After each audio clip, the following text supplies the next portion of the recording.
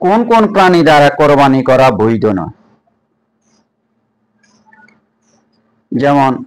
হরিণ দিয়ে কোরবানি করা বৈধ নয়, মোরগ হাঁস দিয়ে কোরবানি করা বৈধ নয়, যে পশুর উভয় চোখ অন্ধ এমন পশু দ্বারা কোরবানি করা বৈধ নয়, যে পশুর এক চোখ অন্ধ ওই পশু দ্বারা কোরবানি করা বৈধ নয়, যে পশুর ল্যাংড়া খোয়া পশু যা কোরবানির স্থানে হেঁটে যেতে পারে না এমন পশু দ্বারা কোরবানি করা বৈধ নয়,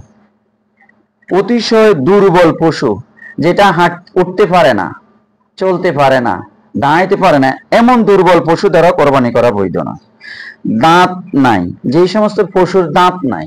দাঁত পড়ে গেছে ওই সমস্ত পশু দ্বারা কোরবানি করা বৈধ নয়, যে পশু জন্মগতভাবে কান নাই ওই পশুও কোরবানি করা বৈধ নয়, যে পশুর স্তনের মাথা কাটা ওই পশু দ্বারা কোরবানি করা বৈধ নয়, যে পশু ময়লা আবর্জনা পায়খানা খেতে অভ্যস্ত, কিছু সায়েমা অর্থাৎ বিচরণশীল পশু আছে যেগুলি ময়লা খায় এগুলো দিয়েও কোরবানি করা বৈধ নয়,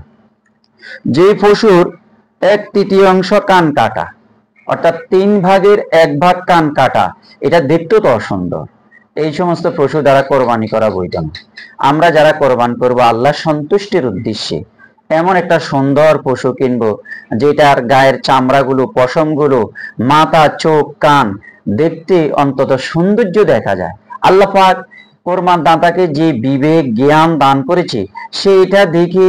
যে যদি তার চোখে সুন্দর হয়, তার অন্তরে সুন্দর হয়, ওই প্রাণী দ্বারাই কোরবানি করা বৈধ। তা আল্লাহ পাক এমন প্রাণী দ্বারা যেগুলির মধ্যে ত্রুটি বিচ্যুতি নেই এমন প্রাণী দ্বারা কোরবানি করা আমাদেরকে তৌফিক দান করুক, আমিন।